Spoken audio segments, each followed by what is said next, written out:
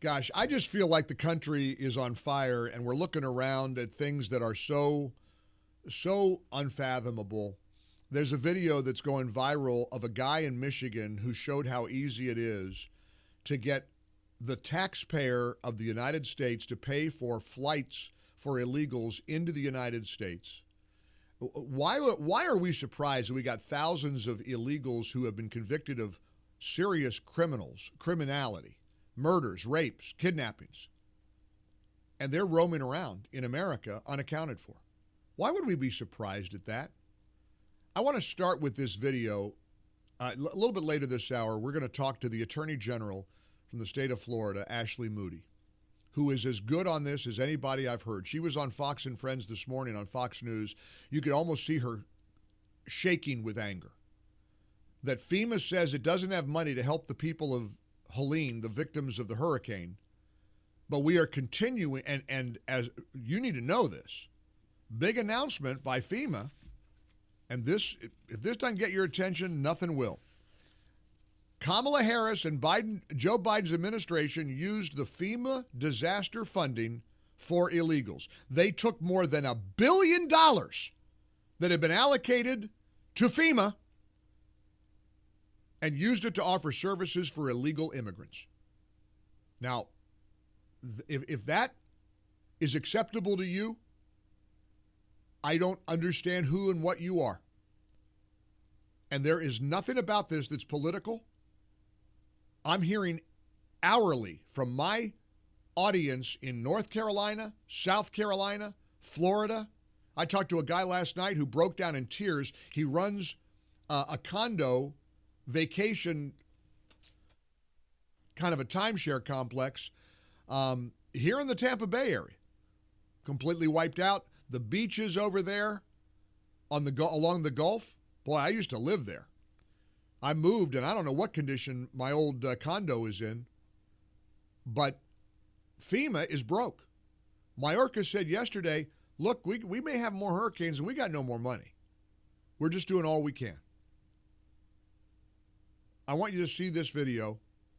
This is astounding. This is a guy who he's a self-described random white dude from Michigan, because during the vice presidential debate, Walsh was bragging about the app, the CBP app, CBP One.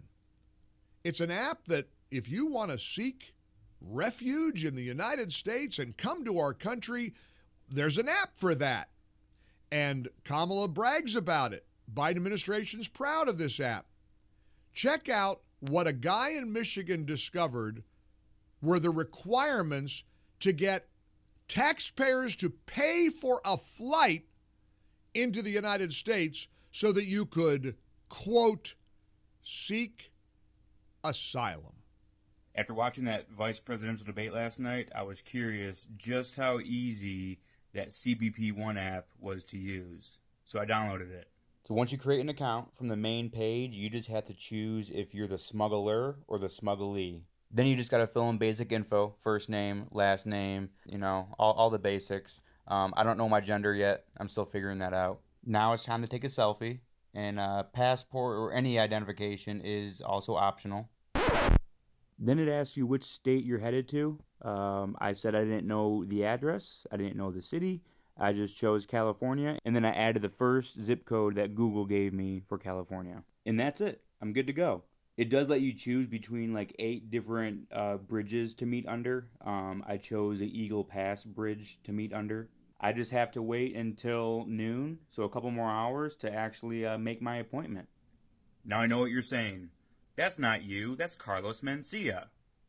Correct. I was just trying to show you how easy it was to register.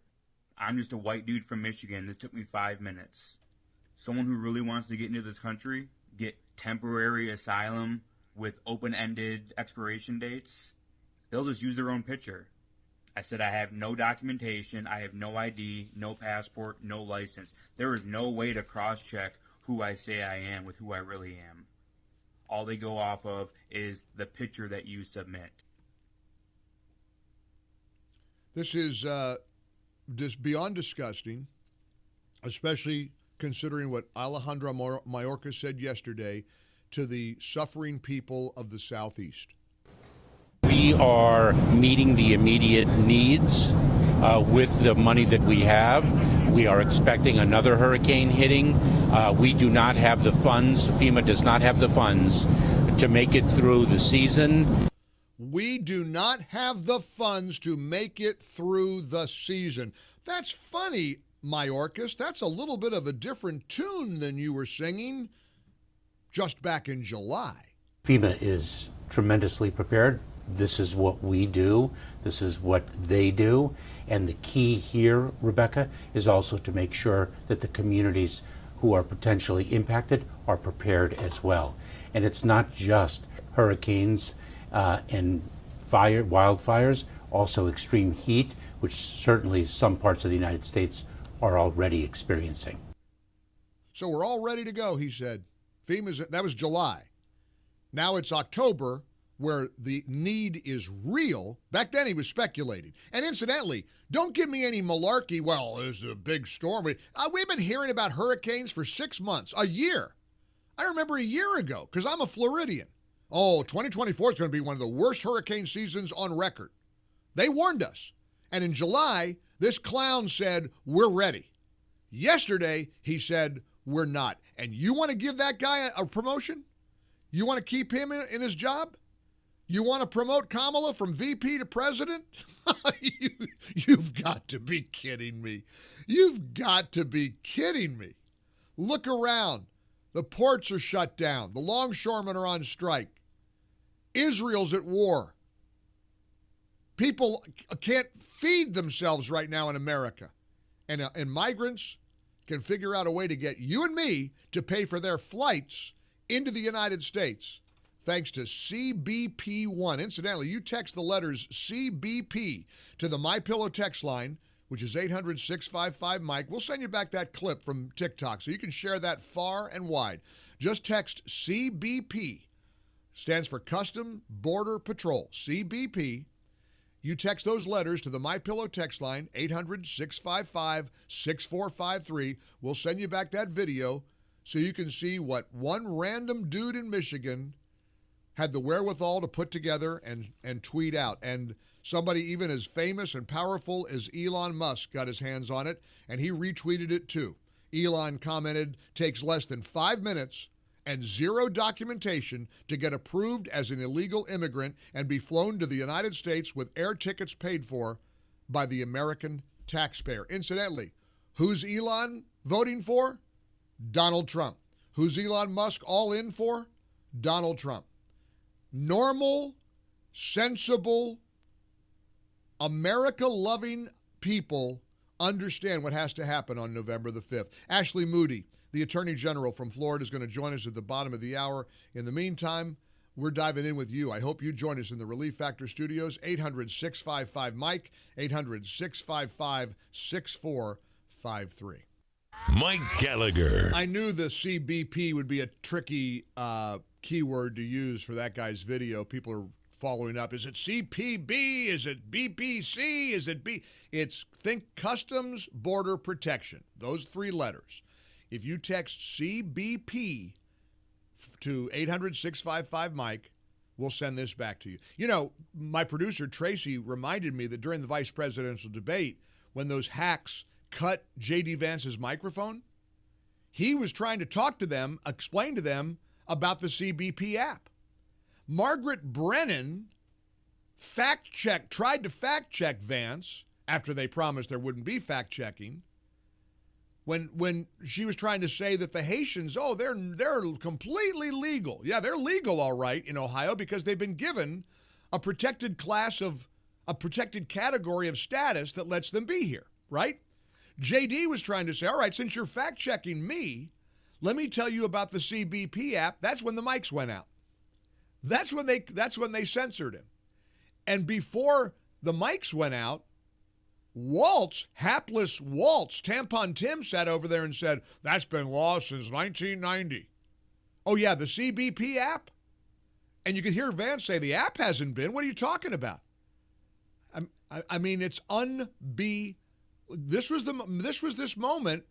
since so many people are learning about how easy it is for an illegal to get on an app, takes 5 minutes, fly illegals into the United States on our dime, while people in North Carolina, relief is not reaching the people who are suffering from Helene. That's a fact.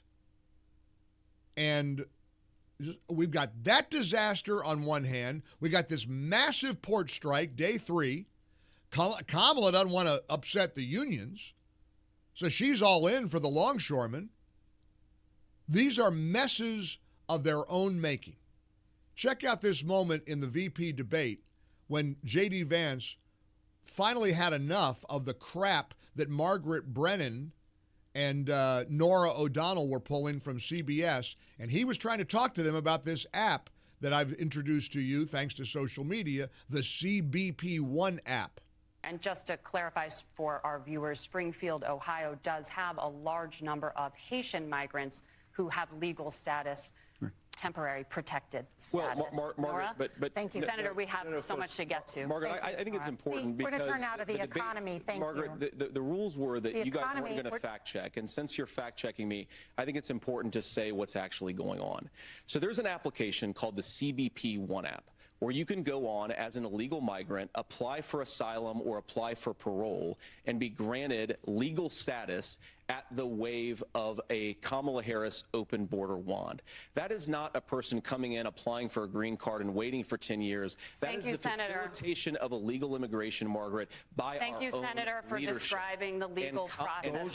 We have so much to get to, Senator. Those laws have been on the books since 1990. Thank you, gentlemen. We want to have those laws. Been on the books. I tell you what, I got the best team in broadcasting. Tracy, Kristen, you guys are the best. Thanks for popping that in right now. Yeah, that app's been around since 1990. They've been, don't you know? Next, he's going to say he invented the internet, along with Al Gore. My friend Mark Davis has a word for Tim Walz. He uses the word goober. I got about 20 other words I could use to describe Tim Walz. Can you imagine him in the Situation Room? I'm serious. You going to vote for this? You going to vote for Kamala Harris and Tim Walz? Can you give me one reason? The only reason anybody is entertaining, other than diehard progressives, the only reason anybody in the middle would say, well, they just hate Trump. Is that going to be enough? Is your hatred for Trump going to overshadow your common sense and your ability to say enough is enough with this crap? Enough is enough with this garbage? Are you really that short-sighted? I don't believe you are.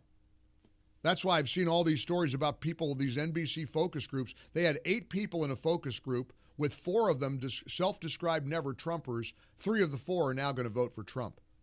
There was a moment, do we have that clip where there was a moment, I think it was on MSNBC or somewhere, where they had a focus group. I was going to use that clip. We probably ran out of time. There was a clip where on live TV, the guy was a self-described never-Trumper, and he said in the interview, yeah, I've changed my mind. I got to vote for Trump. We can't put up with this much longer. Here was NBC's Kristen Welker explaining the panic the Democrats are feeling right now, particularly after that disastrous debate performance by Tampon Tim the other night. And so I was getting texts from Democrats, panicked, quite frankly, who were saying, wow, he's really moderating himself on a lot of these issues. He's the most likable he has ever been. They're all admitting it. Here's a montage Fox News put together of all the left-leaning mainstream media types freaking out. Walz did seem unsteady, and frankly, what I saw in Walz is somebody who has not faced questions on a national stage since he became the Democratic nominee. In contrast, JD Vance was very smooth. I was getting texts from Democrats, panicked, quite frankly, who were saying, wow, he's really moderating himself on a lot of these issues. He's the most likable he has ever been. He seemed at many moments to be reasonable. Walz did not seem prepared for it. I mean, a lot about this debate tonight was weird. There were uncomfortable, cringy moments. There were so many niceties on that debate stage tonight. I am just kind of like, well, if you agree so much with JD Vance, why should they vote for you? I like our chances.